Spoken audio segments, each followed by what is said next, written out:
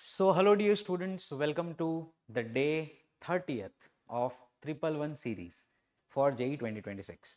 आज हम लोग शुरू करने वाले हैं यूनिट्स एंड डायमेंशन। हल्का फुल्का चैप्टर है, 3 to 4 लेक्चर्स में कंप्लीट करेंगे हम, राइट। चलिए शुरू करते हैं। सो यूनिट्स एंड डायमेंशन में सबसे पहले बात करेंगे फंडामेंटल यूनिट्स। आप सबको पता ही होगी कौन कौन सी फंडामेंटल यूनिट्स होती है बेटा। एक होती है वेट के लिए हम लोग यूज़ करते हैं किलोग्राम, किलोग्राम फॉर वेट। ऐसा यूनिट अपनी है केजी। फॉर मास के लिए हम लोग यूज करते हैं केजी मास। लेंथ के लिए हम लोग यूज करते हैं मीटर। टाइम के लिए हम लोग यूज करते हैं सेकेंड।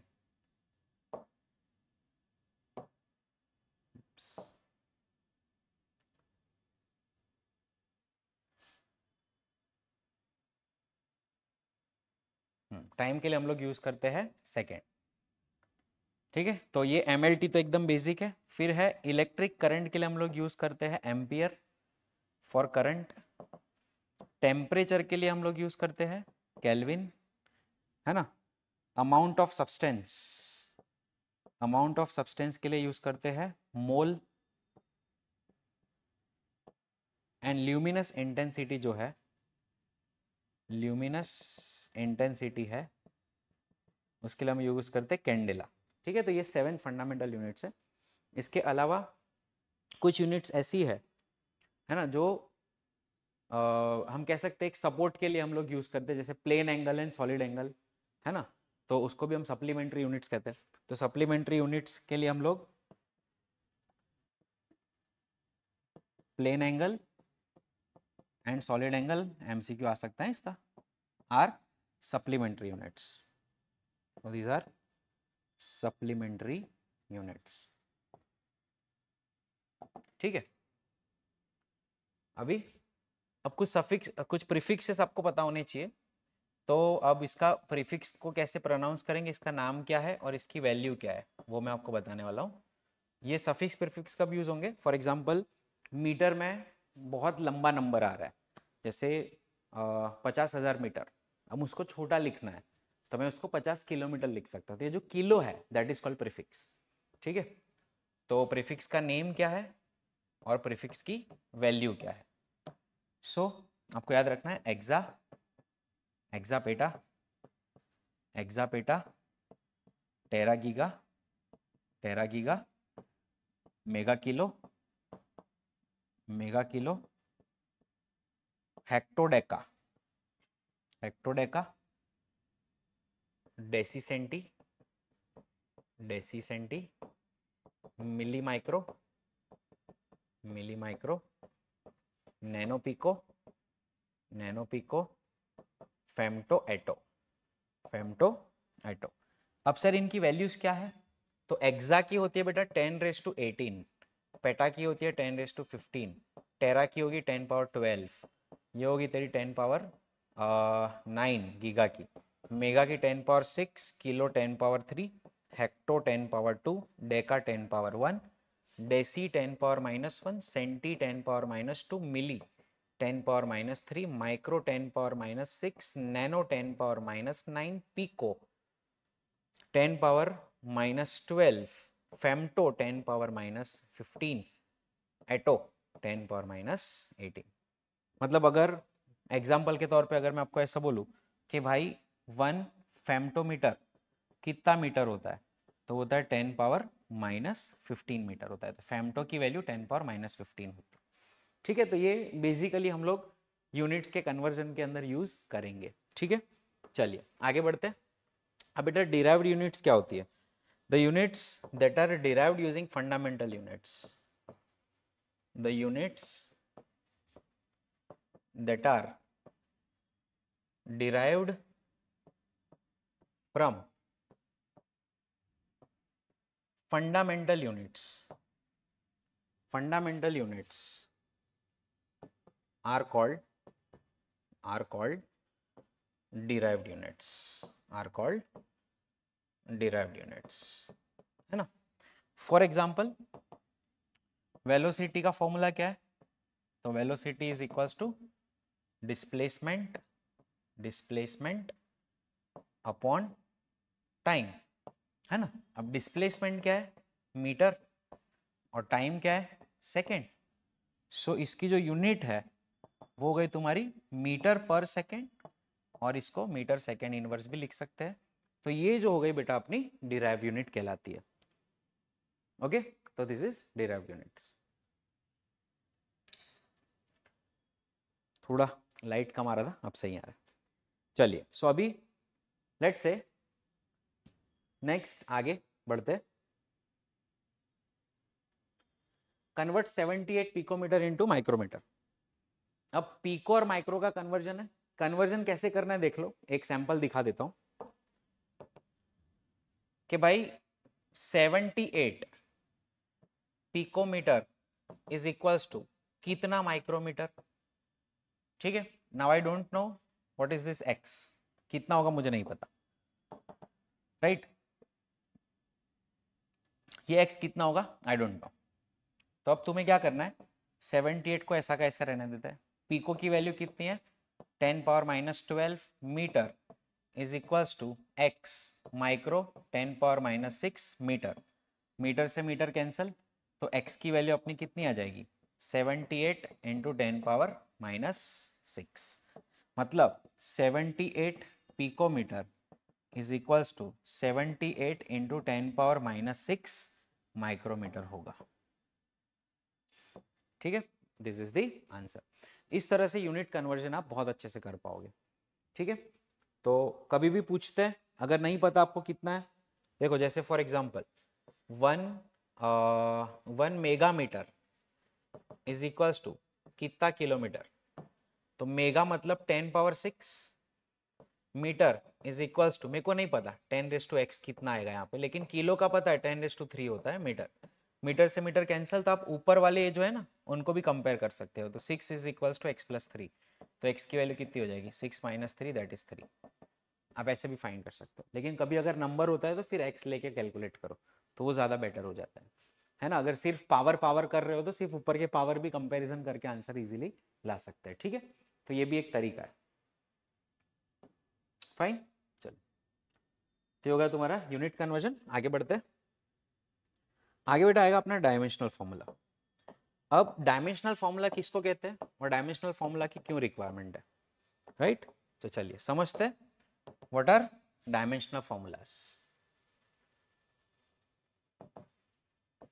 डायमेंशनल फॉर्मूलाज हम लोग किसको कहते हैं, राइट। अगर किसी भी यूनिट को हमें उसके जैसे फंडामेंटल यूनिट्स के फॉर्म में रिप्रेजेंट करना है, राइट, तो वो यूनिट अलग चीज हो गई, मीटर पर सेकेंड समथिंग समथिंग, ये सब अलग हो गई। डायमेंशन क्या होता है, जैसे length is a dimension, metre is a unit, ये दो चीज अलग चीज है। Length is a physical quantity, अब उसका डायमेंशन है लेंथ है भाई, लेंथ। अब वो लेंथ कुछ भी हो सकता है, लाइट ने काटा हुआ डिस्टेंस भी वो लेंथ है, जैसे 1 लाइट ईयर तो वो लेंथ है। तो जैसे मैं रोड पे हम चलते हैं वो लेंथ है। इलेक्ट्रॉन ने कितना चक्कर काटा, मतलब कितना लेंथ उसने 2 पायर ये जो काटा, वो भी एक लेंथ है। पेरीमीटर एक लेंथ है, right.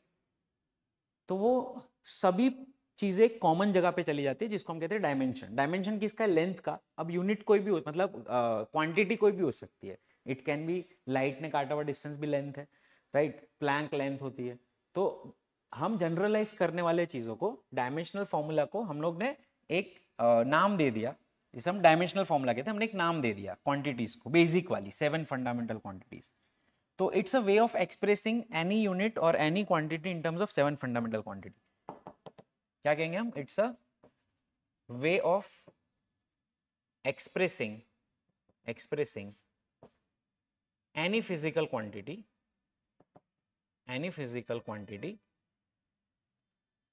in terms of fundamental quantities,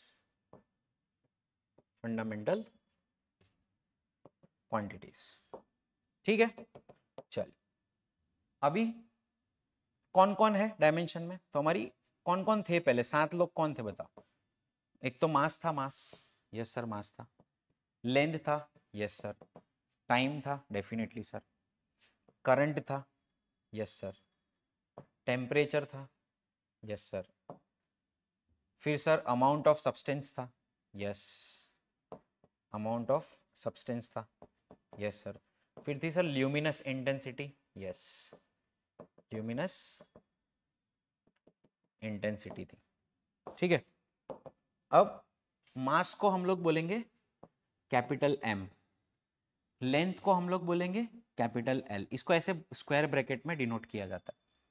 time को हम बोलेंगे कैपिटल टी, करंट को हम बोलेंगे ए, टेम्परेचर को हम बोलेंगे के, अमाउंट ऑफ सब्सटेंस आएगा हम बोलेंगे मोल, MOL, पूरा मत लिखना MOLE, luminous intensity candela CD, ठीक है। अब फॉर एग्जांपल मुझे वेलोसिटी को रिप्रेजेंट करना है डायमेंशनल, वेलोसिटी का डायमेंशनल फॉर्मूला चाहिए, कैसे एक्सप्रेस होगा, लेट्स सी।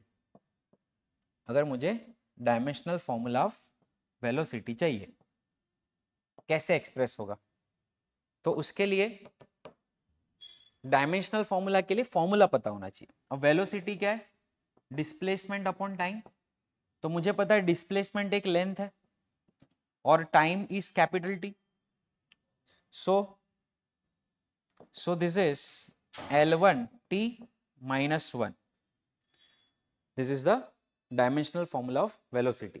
मतलब हमने लेंथ और टाइम के फॉर्म में इनको रिप्रेजेंट किया, ठीक है।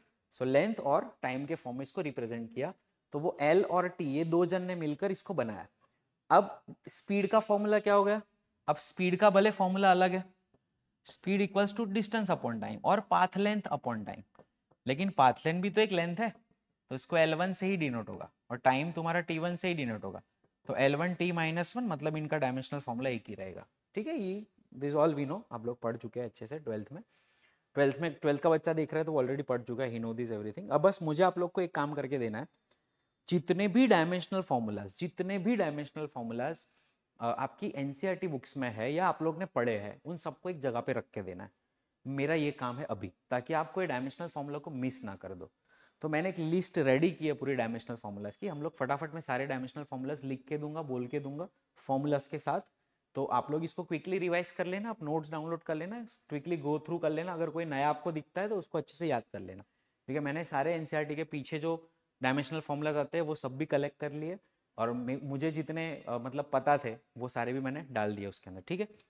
और अगर इसके बावजूद कुछ छूटता है तो आप डेफिनेटली कमेंट कर देना। चलिए, सो अभी स्टार्ट करते हैं सम इंपॉर्टेंट डायमेंशनल फॉर्मूलाज। तो यहाँ पर मास खुद एक क्या है, फंडामेंटल यूनिट है, तो मास का तो dimensional formula is a very very clear, which is m1।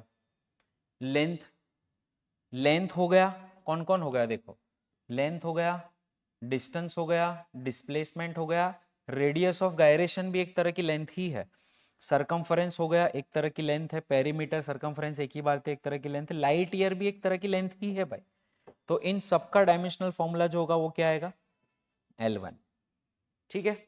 फिर यहां पर कौन हो गया, टाइम पीरियड हो गया, टाइम हो गया, टाइम कॉन्स्टेंट्स हो गए, कौन कौन टाइम कॉन्स्टेंट्स हो गए, ये L/R इज LR सर्किट का टाइम कॉन्स्टेंट हो गया, RC सर्किट का टाइम कॉन्स्टेंट हो गया, फिर 1/फ्रीक्वेंसी हो गया, और ये √LC हो गया, है ना। तो ये सारे जो है वो किस में आते हैं, ये सारे टाइम के डायमेंशंस है, तो इसको हम T1 कहेंगे, ठीक है। तो these are all dimensions of time. आगे बेटा फ्रीक्वेंसी की बात करते हैं, तो फ्रीक्वेंसी हो गई, एंगुलर फ्रीक्वेंसी हो गई, R/L, 1/RC हो गया, 1/√LC हो गया, ये रेजोनेटिंग फ्रीक्वेंसी है। ये वेलोसिटी ग्रेडियंट हो गया, वेलोसिटी ग्रेडियंट क्या है, देखो बेटा जब भी ग्रेडियंट आता है ना, anything divide by distance become gradient. अगर पूछा वेलोसिटी ग्रेडियंट मतलब velocity divide by distance is gradient, pressure gradient, pressure divide by distance is pressure gradient, temperature gradient, temperature divide by distance is temperature gradient, ठीक है। Decay constant हो गया जो हम nucleus में पढ़े, activity of radio active substance हो गया। ये सारों की जो डायमेंशनल फॉर्मूला है वो आएगा बेटा आपका T-1, ठीक है। एरिया का डायमेंशनल फॉर्मूला L², वॉल्यूम का डायमेंशनल फॉर्मूला L³, ठीक है।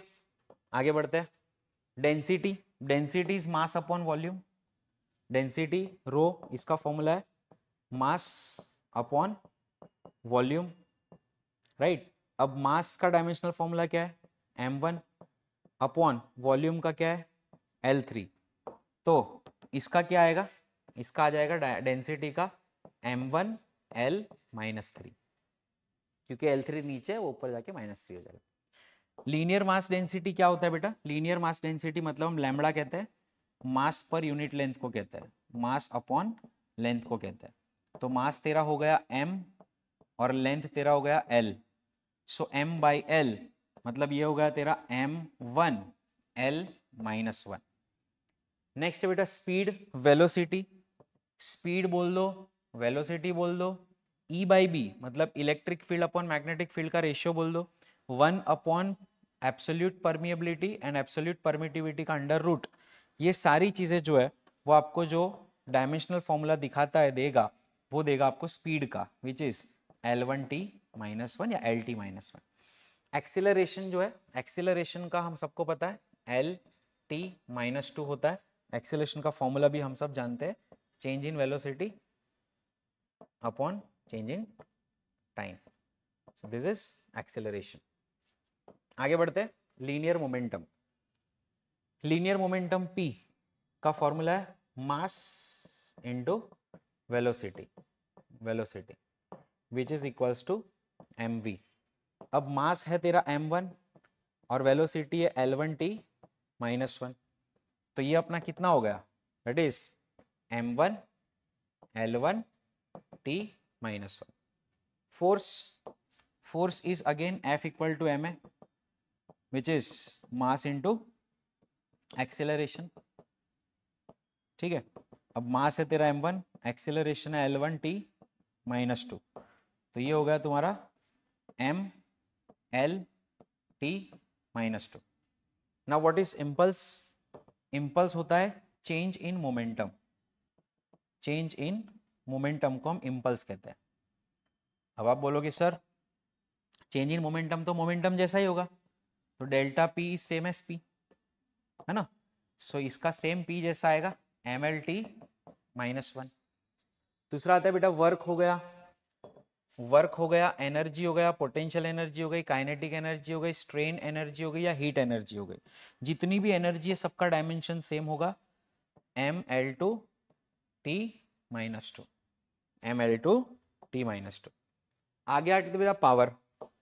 सर पावर का क्या फॉर्मूला है, पावर का फॉर्मूला है energy, energy per unit time is called power, energy per unit time is called power. अब पावर का फॉर्मूला है P equals to E/T, energy per unit time, मतलब अगर आप यहाँ पे इसका डायमेंशनल फॉर्मूला इक्वेट करोगे ना, तो बेटा ये आएगा ML2T -2 divided by time is T1, ML2T -2 divided by time is T1 which is ML2T -3, ML2T -3। सो ये हो गया तुम्हारा ML2T -3। अब नेक्स्ट है बेटा pressure, stress, modulus of elasticity, energy density. यहाँ पर मैं और चीजें भी डालता हूँ, मॉड्यूलस ऑफ इलास्टिसिटी में बल्क मॉड्यूलस हो गया, है ना, बल्क मॉड्यूलस हो गया, शियर मॉड्यूलस हो गया, शियर मॉड्यूलस हो गया, यंग मॉड्यूलस हो गया। ये सब आप स्ट्रेस स्ट्रेन वाले चैप्टर में पढ़ा होगा आप लोग ने, राइट। तो ये सारी जो डेंसिटीज के फॉर्मूला है, एनर्जी डेंसिटीज के फॉर्मूला है, ये किसके जैसा होता है बेटा, ये सारे फॉर्मूलास प्रेशर जैसे होते हैं। मतलब और प्रेशर क्या होता है, pressure is force upon area, pressure is force upon area, force upon area. अब फोर्स कितना है तेरा ML1T -2 और एरिया L2, तो ये तेरा हो गया ये अपना हो गया ML -1 T -2, ML -1 T -2। अब स्ट्रेन क्या होता है, स्ट्रेन डेल्टा L/L को हम स्ट्रेन कहते हैं, change in length upon original length is called strain. अब क्योंकि ऊपर भी लेंथ है नीचे भी लेंथ है, change in length upon original length is called strain. अब ऊपर भी लेंथ है नीचे भी लेंथ है, दोनों एक दूसरे को काट कर डालेंगे तो हो जाएगी dimensional less quantity M0 L0 T0, ठीक है। एंगुलर डिस्प्लेसमेंट, एंगुलर डिस्प्लेसमेंट मतलब बेटा एंगल है, थीटा है, एंगल है एक तरीके का। और अगर आप एंगल को देखोगे तो एंगल का फॉर्मूला है theta is equals to arc upon radius. Theta होता है आर्क अपॉन रेडियस। अब बेटा आर्क भी एक लेंथ है, रेडियस भी एक लेंथ है। अब दोनों लेंथ अपॉन लेंथ एक दूसरे को मार डालेगी, तो अगेन ये हो जाएगा m0 l0 t0। नेक्स्ट है सर एंगुलर वेलोसिटी क्या है? तो बेटा एंगुलर वेलोसिटी को ओमेगा कहते हैं, उसका फॉर्मूला है theta by T, angular displacement upon time. अब क्योंकि एंगुलर डिस्प्लेसमेंट तो m0 l0 t0 है और टाइम तुम्हारा t1 है, तो इसको भी हम अगर ऊपर लेके जाएंगे तो ये तुम्हारा हो जाएगा t-1। ठीक है। अब एंगुलर एक्सेलरेशन क्या है? एंगुलर एक्सेलरेशन का फॉर्मूला है alpha, alpha equals to omega by T, मतलब एंगुलर वेलोसिटी का चेंज पर यूनिट टाइम। तो अब एंगुलर वेलोसिटी जैसा डायमेंशनल फॉर्मूला ऊपर होगा और नीचे होगा टाइम। अब एंगुलर वेलोसिटी क्या थी? t-1 और नीचे टाइम क्या है? t1। अब ये ऊपर चला जाएगा टाइम, तो ये हो जाएगा तुम्हारा t-2। एंगुलर मोमेंटम क्या है? तो एंगुलर मोमेंटम का फॉर्मूला बेटा L इक्वल्स टू mvr। अब mv क्या है? Momentum, which is m1 l1 t-1, और r तुम्हारा एक और l1 ऐड हुआ, तो अब तुम्हारा ये हो जाएगा m1 l2 t-1, m1 l2 t-1। Planck's constant क्या है? तो आप लोग ने एटॉमिक स्ट्रक्चर में भी पढ़ा होगा और फिजिक्स में एटम्स में पढ़ चुके हो। Energy is equals to H nu, है ना? तो H is equals to energy upon frequency. अब एनर्जी है तुम्हारा m1 l2 t-2 और फ्रीक्वेंसी तुम्हारा है t-1। अब ये क्योंकि ऊपर चली जाएगी फ्रीक्वेंसी, है ना, ये फ्रीक्वेंसी ऊपर चली गई तो टाइम बन जाएगी, तो ये हो जाएगा तुम्हारा m1 l2 t-1। m1 l2 ये -1 ऊपर जाके +1 हो जाएगा, तो -2 + 1 इज -1। चलो बेटा next angular impulse. Angular impulse कहते किसको है बेटा? तो एंगुलर इंपल्स, ठीक है, एंगुलर इंपल्स होता है चेंज इन एंगुलर मोमेंटम। किसको बोलते हैं? Change in angular momentum, change in angular momentum. अब एंगुलर मोमेंटम का जो चेंज है वो तो एंगुलर मोमेंटम का चेंज है वो तो एंगुलर मोमेंटम जैसा ही होगा। एंगुलर मोमेंटम था m1 l2 t-1, तो ये भी होगा तेरा m1 l2 t-1, है ना? अब टॉर्क, टॉर्क हम किसको कहते हैं? है ना, किसी फोर्स लग रहा हो और परपेंडिकुलर डिस्टेंस हो तो उनका जो मल्टीप्लीकेशन होता है, फोर्स और परपेंडिकुलर डिस्टेंस का जो मल्टीप्लीकेशन होता है, ये परपेंडिकुलर डिस्टेंस है और ये फोर्स है, तो फोर्स इनटू परपेंडिकुलर डिस्टेंस, तो फोर्स इनटू परपेंडिकुलर डिस्टेंस को हम लोग टॉर्क कहते हैं। ठीक है, वेक्टर क्वांटिटी एक। अब फोर्स इनटू डिस्टेंस, तो फोर्स इनटू डिस्प्लेसमेंट जैसा, मतलब एनर्जी जैसी क्वांटिटी हो गई। और एनर्जी का डायमेंशनल फॉर्मूला क्या था? m l2t-2, तो टॉर्क का भी क्या होगा? m l2t-2। तो हम लोग रोटेशनल मोशन में बेटा मोमेंट ऑफ इनर्शिया पढ़े, क्या फॉर्मूला है मोमेंट ऑफ इनर्शिया का? I = mr², है ना? अब मास क्या है? m1, r² क्या है? l2, तो m1 l2 is the moment of inertia. Surface tension is force upon length. Surface energy is energy per unit area. Spring constant is force upon displacement. Force constant, spring constant एक ही बात है। अभी force upon length, ये इसका dimensional formula है, force upon length। ठीक है, चलो सरफेस टेंशन कहते हैं T। अब surface tension is force upon length. Force क्या है? m1 l1 t-2 upon length l1, तो यहाँ पे l1 l1 कैंसिल होगा, तो m1 l0 t-2 बचेगा बेटा, m1 l0 t-2 आपका बचेगा। ठीक है, तो 26 क्वांटिटीज तो हमने खत्म कर दी। आगे बढ़ते हैं। कोएफिशिएंट ऑफ विस्कोसिटी क्या है? नाउ कोएफिशिएंट ऑफ विस्कोसिटी का फॉर्मूला पहले क्या है? तो फॉर्मूला बेटा viscous force F is equals to eta A delta V by delta x, ये फॉर्मूला है। इस ईटा को हम लोग कोएफिशिएंट ऑफ विस्कोसिटी कहते हैं, जिसका फॉर्मूला आएगा F into distance upon speed into area. अब फोर्स है तुम्हारा ml-t-2, डिस्टेंस है तुम्हारा l1, नीचे वेलोसिटी है lt-1 और एरिया है l²। अब इसका सब कुछ समेशन करे तो m तो 1 ही होगा, L यहाँ पे 1 है, यहाँ पे 1 है, तो एक 1 से एक 1 कैंसिल होगा, तो और नीचे 2 भी है, आई थिंक नीचे 3 है, ऊपर 2 है, तो 2 - 3 इज -1। t -2 यहाँ पे -1 नीचे ऊपर जाएगा बेटा, t -1 हो जाएगा, तो m1 L -1 t -1, m1 L -1 t -1। Sir gravitational potential क्या होता है? ग्रेविटेशनल पोटेंशियल होता है gm/r, इसका फॉर्मूला है, ग्रेविटेशनल पोटेंशियल का फॉर्मूला है I = gm/r।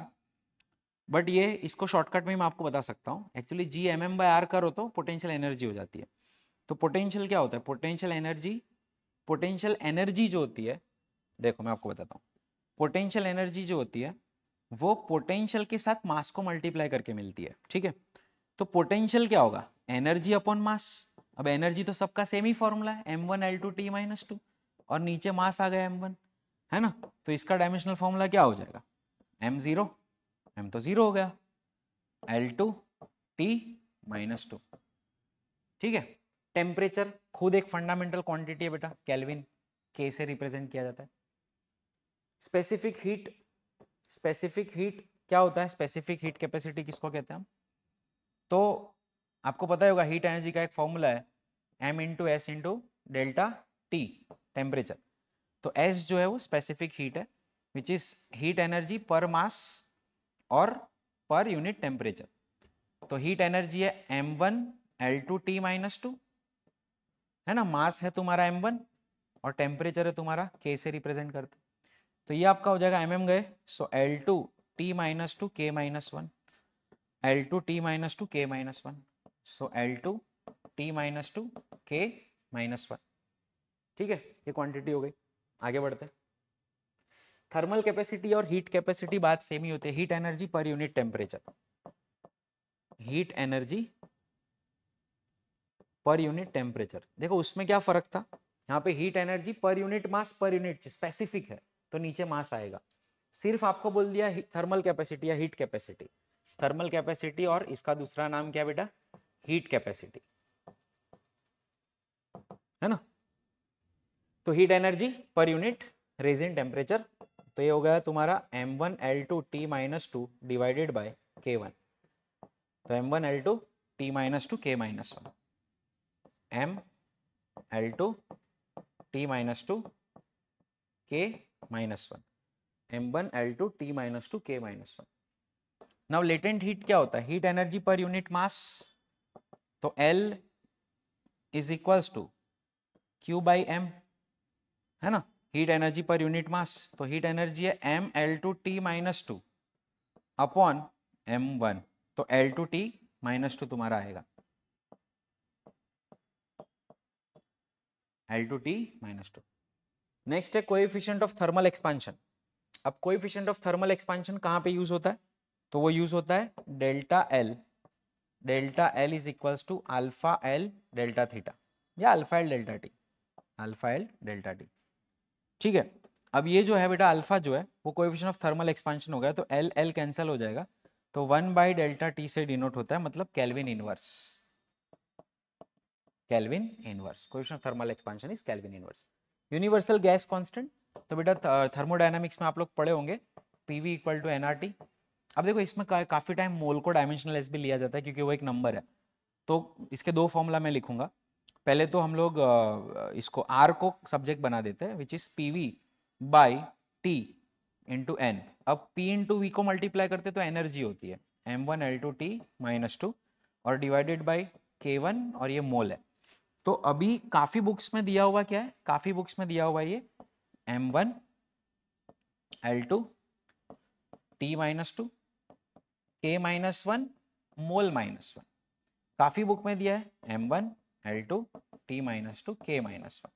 अगर आपको ऑप्शंस में मोल दिया है तो मोल को सिलेक्ट करना है, अगर आपको ऑप्शन में मोल नहीं दिया तो ऐसा नहीं सोचना है कि ऑप्शन ही गलत है, राइट। तो कभी कभी क्या, वो मोल एक नंबर है ना, मोल इज अ नंबर, तो उसको नंबर को डायमेंशनलेस गिनते हैं, लेकिन क्योंकि हमने ऐसा यूनिट में मोल को एज अ यूनिट लिया हुआ है, मतलब ऐसे देखा जाए तो mole is our SI unit का एक स्टैंडर्ड 7 फंडामेंटल क्वांटिटीज में से एक अमाउंट ऑफ सब्सटेंस, तो वैसे उसको लेना चाहिए। तो I am inclined with the first formula, लेकिन काफी बुक्स में वो मोल को निकाल देते हैं, मोल को डायमेंशनलेस गिनते हैं, ठीक है।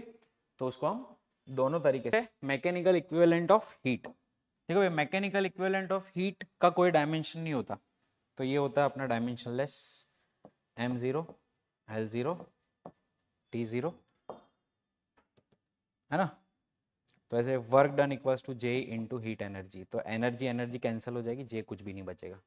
अब नेक्स्ट बेटा coefficient of thermal expansion, coefficient of thermal expansion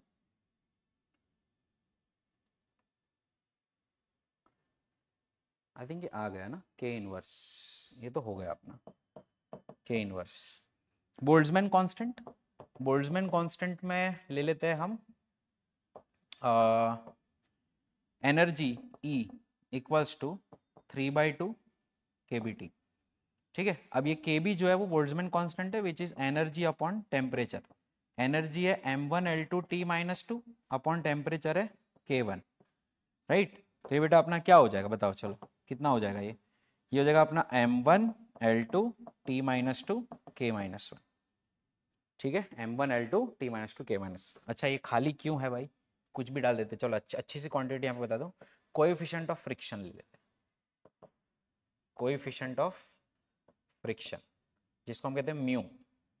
अब म्यू का फॉर्मूला क्या है सबको पता है, mu is equals to frictional force upon normal force, दोनों एक दूसरे को कैंसिल करेगा और ये हो जाएगा m0L0 T0, तो उसका कोई यूनिट नहीं होता। नेक्स्ट है कोएफिशिएंट ऑफ थर्मल कंडक्टिविटी। अब ये कोएफिशिएंट ऑफ थर्मल कंडक्टिविटी क्या है, K, जो हमारे वो फॉर्मूला में था, heat current H which is equals to heat energy per unit time is equals to Ka delta theta by delta x, मतलब ये delta theta is change in temperature, delta x is change in length, तो K मुझे चाहिए तो that is equals to Q delta x upon time into area into kelvin, मतलब temperature.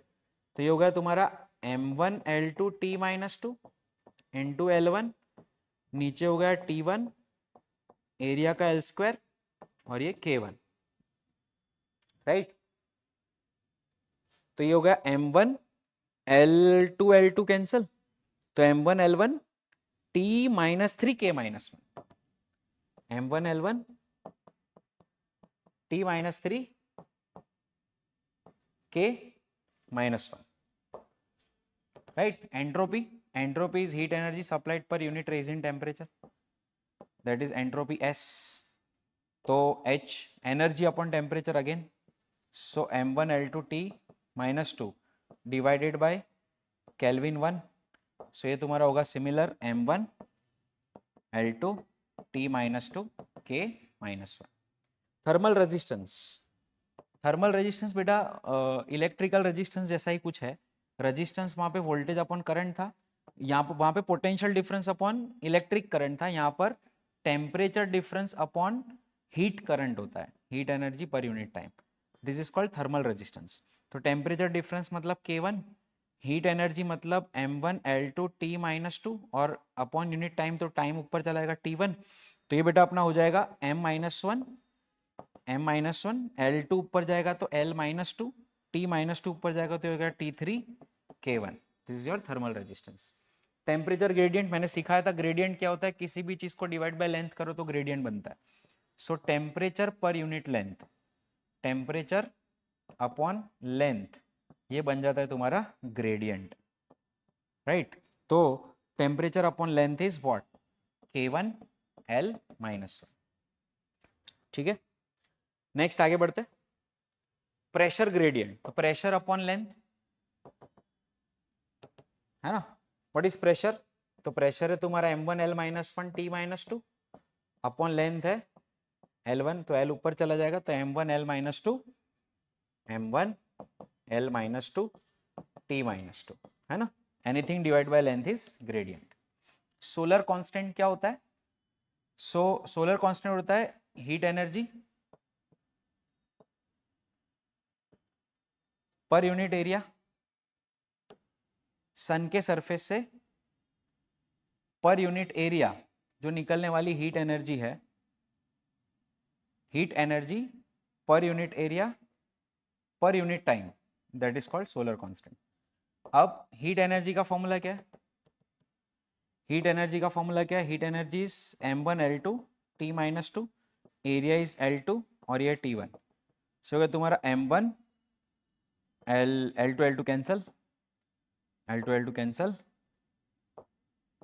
तो हो जाएगा M1 T -3, है ना, M1 T -3, yes. So that is your solar constant. So M1 T -3 is your solar constant. Okay, आगे बढ़ते हैं।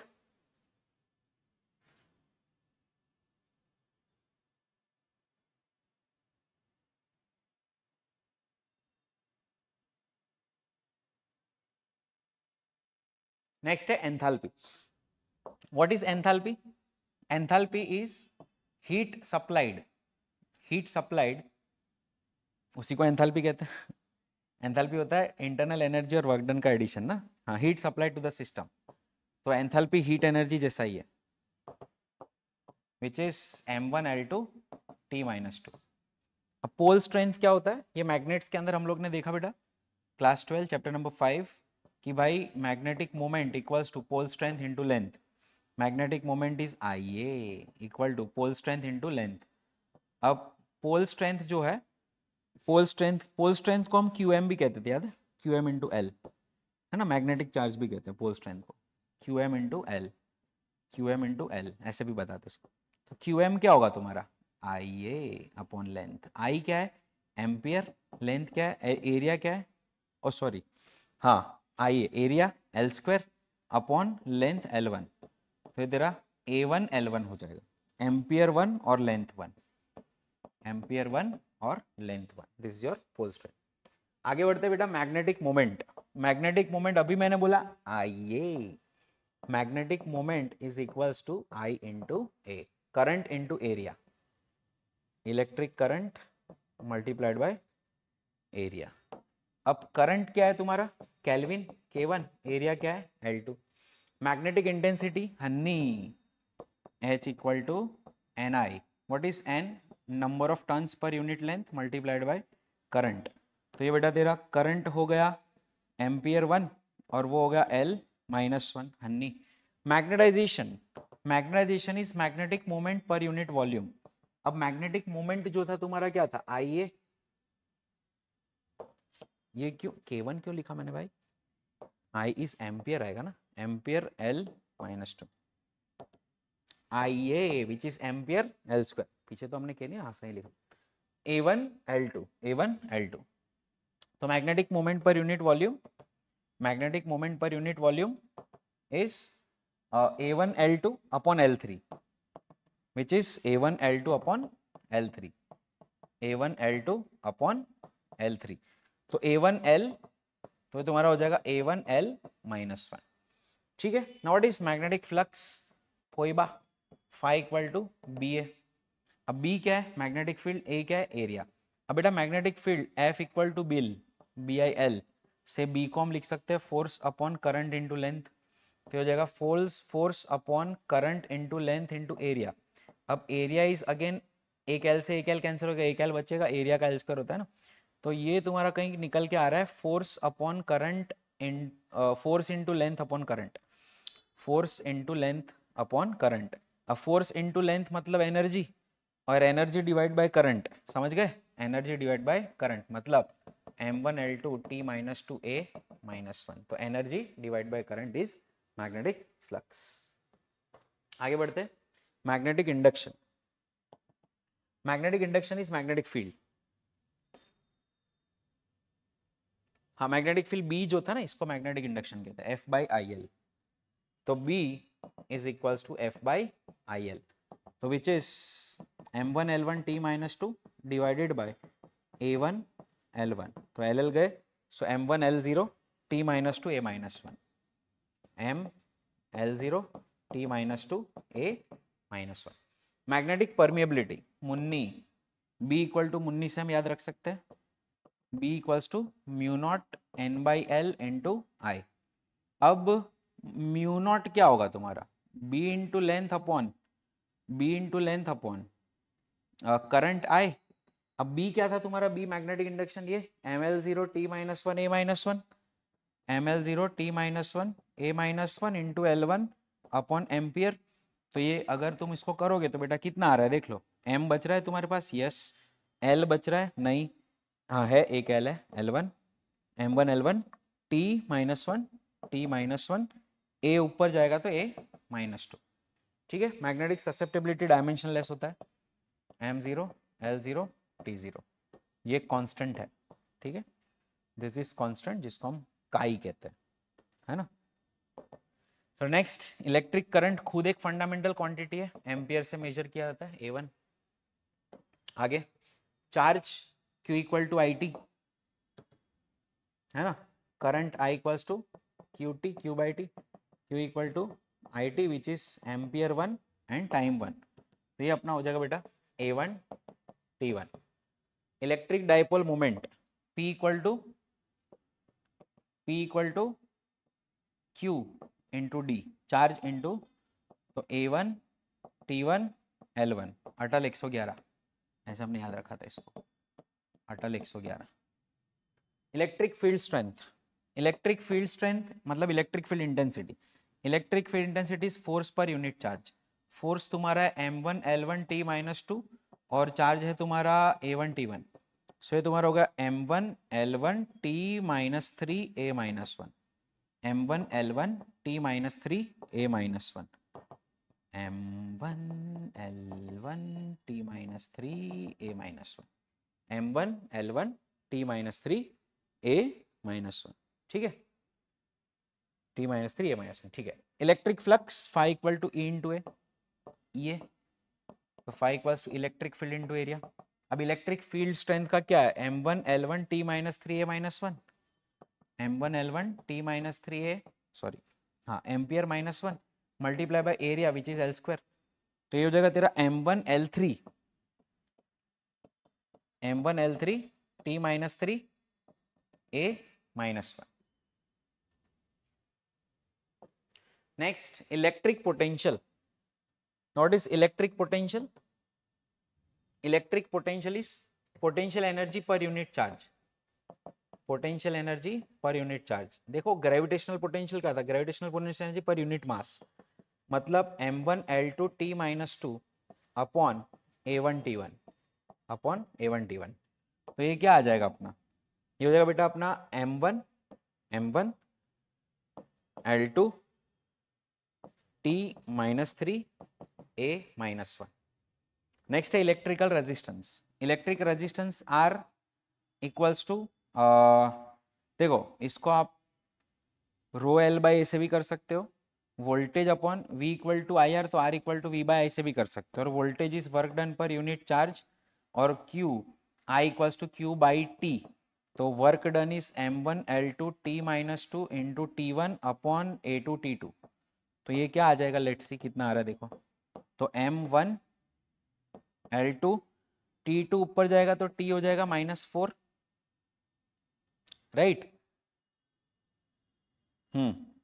Yes -4, और A हो जाएगा तुम्हारा, और एक 1 आई थिंक 3 हो जाएगा ना, -4 नहीं आएगा 3, एक और है ना टाइम T1, तो T -2 और ये 1 मतलब -3, और A जो है वो -2, डन। अब इलेक्ट्रिकल कंडक्टेंस क्या है, inverse of resistance is called electrical conductance, inverse of resistance is conductance, मतलब G इक्वल टू 1/R। चलो आयो, अब इसका उल्टा कर दो पूरा, सो m -1 L -2 T3 A2, इसका पूरा उल्टा ये हो जाएगा। स्पेसिफिक रेजिस्टेंस मतलब रेजिस्टिविटी। अब रेजिस्टिविटी का फॉर्मूला है, रेजिस्टेंस का फॉर्मूला है R इक्वल्स टू रोला, रो L बाई ए, क्या इसके ऊपर से हम रो कह सकते हैं, that is RA by L, RA by L। What is R, resistance, resistance कितना होता है, रेजिस्टेंस है m1 L2 T -3 A -2 multiply by area divided by length L1। अब L से एक L गेले, एक L बचेगा, सो m1 L3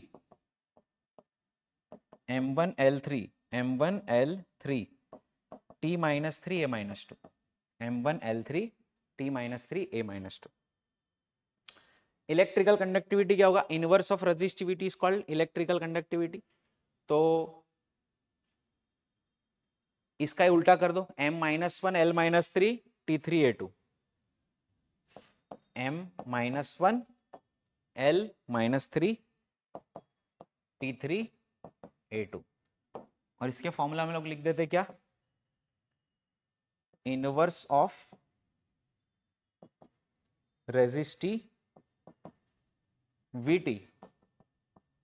is called conductivity. ठीक है, चलिए। तो करंट डेंसिटिविटी जिया, J इक्वल टू I/A। अब करंट है एम्पियर 1, एरिया है L², तो बेटा इसका आ जाएगा तेरा A1 L-2। कैपेसिटेंस, कैपेसिटेंस को C, यस एक काम करते हैं, R इंटू सी जो होता है ना, रेजिस्टेंस इंटू कैपेसिटेंस, वो टाइम जैसा होता है। तो कैपेसिटेंस जो है वो टाइम डिवाइडेड बाय रेजिस्टेंस करोगे तो अपना काम हो गया। मतलब T1 अपॉन जो अभी हमने रेजिस्टेंस का फाइंड किया, इलेक्ट्रिकल रेजिस्टेंस 1232 लास्ट वाले दो माइनस, MLTA 1232 लास्ट वाले दो माइनस। अब आ जाए इधर, M ऊपर चला जाएगा M-1 L-2 T4A2। ठीक है, सेल्फ और म्यूचुअल इंडक्टेंस, बेटा म्यूचुअल इंडक्टेंस का फॉर्मूला बहुत मस्त डिराइव करवा सकता हूँ। कैसे, देखो इसका ना एनर्जी का एक फॉर्मूला है, energy is equals to half Li², याद है म्यूचुअल इंडक्टेंस में पढ़ा चैप्टर नंबर 6 में। तो L equals to energy upon current का स्क्वायर, खत्म। एनर्जी है M1 L2 T-2, करंट का स्क्वायर मतलब एम्पियर स्क्वायर, हो गया काम। कितना आएगा, M1 L2 T-2 A-2। Next है इलेक्ट्रिकल परमिटिविटी, तो अब F is equals to 1/4πε0 Q1 Q2 upon R²। तो एप्सिलॉन नॉट तुम्हारा होगा चार्ज का स्क्वायर मतलब A2 T2 upon force which is M1 L1 T-2 into length का स्क्वायर L2। तो अब बेटा इलेक्ट्रिकल परमिटिविटी तुम्हारी ये एप्सिलॉन नॉट की जो आएगी, कितना आएगा देखो, M-1 L-3 T2 A2, M-1 L-3 T4 आएगा, आई थिंक T4A2 आएगा ना, T4A2 चेक कर लो, T ऊपर जाएगा है ना, L-3 हो गया, M-1 A2, सही है। सरफेस चार्ज डेंसिटी, बेटा सरफेस चार्ज डेंसिटी सिग्मा वो होता है तुम्हारा चार्ज अपॉन एरिया। अब चार्ज क्या है तुम्हारा A1 T1 और एरिया क्या है L², हो गया काम। तो ये हो जाएगा M0 L-2 T1 A1। आ जाओ लीनियर चार्ज डेंसिटी क्या है, तो लीनियर चार्ज डेंसिटी होता है lambda which is equals to Q/L which is A1 T1 upon L1। कितना हो गया सर ये, so M0 L-1 T1 A1। Sir volume charge density क्या है, charge per unit volume, charge per unit volume, इसको हम रो कहते हैं, है ना। चार्ज मतलब again A1 T1 and volume is L3। तो क्या हो जाएगा अपना ये, अपना ये हो जाएगा, अपना बेटा ये हो जाएगा M0 L-3 T-1 A1, काम हो गया। नेक्स्ट फोकल पावर क्या है ना, focal power is I think power of lens, power of lens which is 1/f, 1/मीटर मतलब L-1, डायप्टर जिसका होता है dioptre L-1 metre. Wave number is again L-1, 1/λ को कहते हैं 1/वेवलेंथ, 1/वेवलेंथ is wave number. Rydberg constant, अब रिडबर्ग कांस्टेंट याद करो कहां पे हमने किया था, हमने फाइंड किया था उसका 1/λ is equals to Rydberg constant into 1/ni² minus 1/nk² है ना, एटम्स में किया था। तो रिडबर्ग कांस्टेंट 1/λ जैसा है, मतलब again meter inverse L-1। Wien's constant कहाँ पे आता है ना, lambda into temperature is constant, है ना, तो ये अपना वीन्स कांस्टेंट बी जो है वो लैम्बडा इंटू टेम्परेचर जैसा, मतलब we can say that it is same as L1 K1, ठीक है, ये वीन्स का फॉर्मूला है। Work function is again a kind of energy, so m1 L2T minus 2, atomic mass unit is a kind of mass, है ना, it's a type of mass unit to measure small masses, ठीक है बेटा। Work function क्या था, it's nothing but energy required to remove electron from surface of any metal, from surface of any metal या कोई भी element. Polarisation is dipole moment per unit volume is called polarisation. Dipole moment क्या था, अटल 111 और volume L3, हो गया काम, m0 L-2 T1 m0 L-2 T1। अच्छा बेटा डाइलेक्ट्रिक कांस्टेंट क्या है, रिलेटिव परमिटिविटी क्या है, डायमेंशनलेस क्वांटिटी है, सो m0 L0 T0, it's a dimensionless quantity, है ना। 78 हो गए, चलो आगे चलते हैं।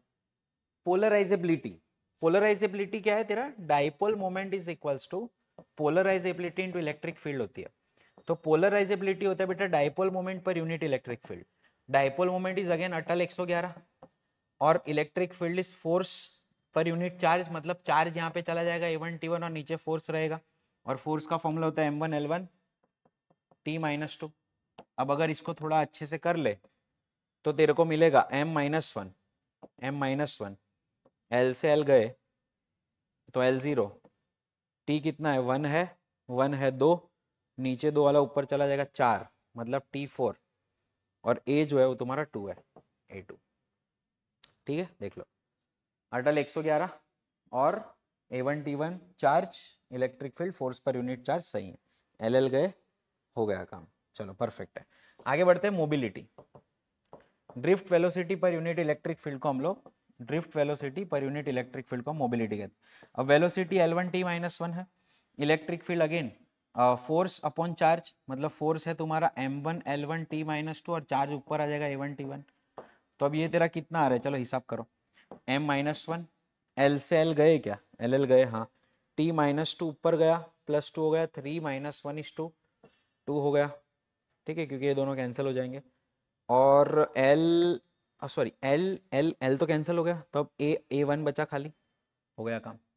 Drift speed is a kind of speed, L1 T-1, relaxation time is a kind of time which is T1, ठीक है। Electromotive force is nothing but voltage, end voltage is nothing but work done पर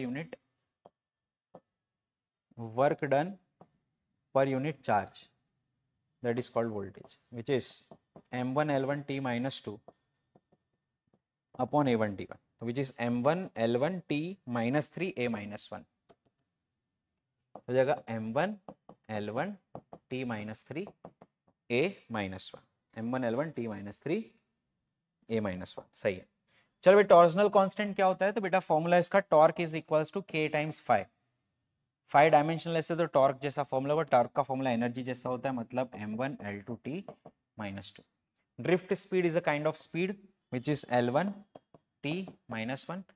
relative magnetic permeability हमेशा dimensionless होता है, कोई भी relative है, density है, relative density, relative permeability, relative permittivity, सब डायमेंशनलेस होता है, ठीक है बेटा, डन है। आगे बढ़ते हैं।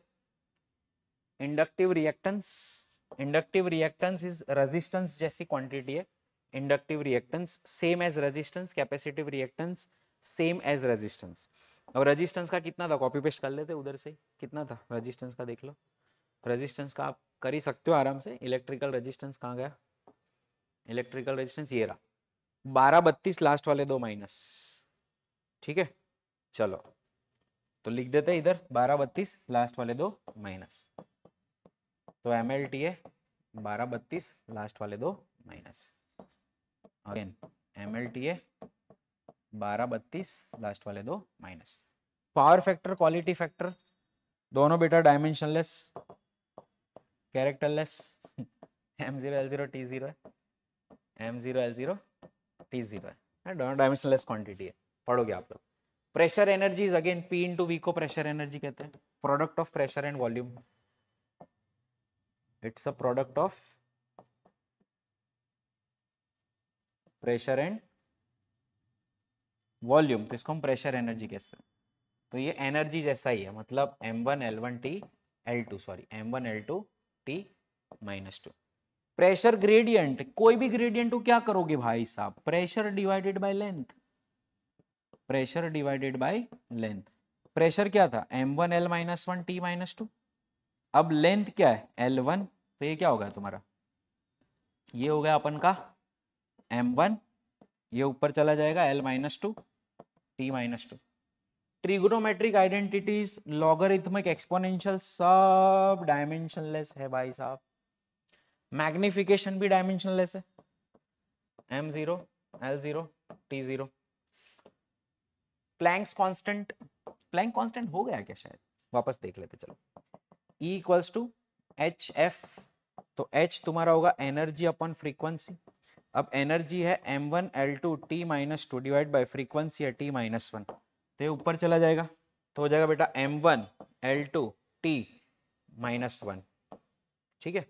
ग्रेविटेशनल कांस्टेंट G कैसे फाइंड करेंगे सर, ग्रेविटेशनल कांस्टेंट कैसे फाइंड करेंगे, तो देखो force is equals to G m1 m2 upon r square, तो हम सब बहुत अच्छे से जानते हैं कि भाई साहब G इक्वल टू होता है FR स्क्वायर बाई मास का स्क्वायर, जिस m1 l1 t -2 l square upon m2, so m -1 हो जाएगा m -1 l3 t -2। Coulomb constant, Coulomb का फॉर्मूला लगाएंगे, F is equals to K Q1 Q2 upon R square, तो K हो जाएगा FR square by Q square, F है अपना m1 l1 t -2 l square upon a2 t2।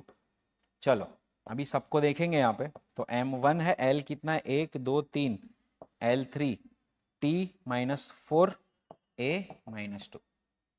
Stephen's constant, हाँ तो Stephen constant कहाँ पे देखा था, सो power equals to sigma EA t⁴, sigma हो जाएगा power upon area into temperature ⁴, so power था तुम्हारा energy upon time into area into t⁴, तो एनर्जी है m1 l2 t -2, टाइम है t1, एरिया है l square t⁴, sorry kelvin ⁴। तो अब तुम्हारा क्या आ जाएगा बताओ, कितना हो जाएगा, ये हो जाएगा बेटा तुम्हारा m1 l2 गए l0 t -3 k -4। देखो आगे चलते,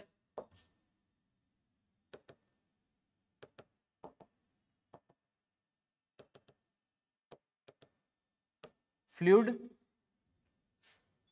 फ्लूइड फ्लो रेट किसको बोलेंगे हम, हाँ तो मास फ्लक्स जो होता है, फ्लूइड फ्लो मतलब फ्लो रेट, फ्लो रेट को हम πpr⁴ upon a theta l, ये इसका फॉर्मूला है ना, या एरिया इंटू टाइम भी हम कह सकते हैं। आई थिंक शॉर्ट फॉर्मूला कौन सा हम देख लेते हैं, pipe area into velocity a into V, हाँ ये वाला है फ्लूइड फ्लो रेट।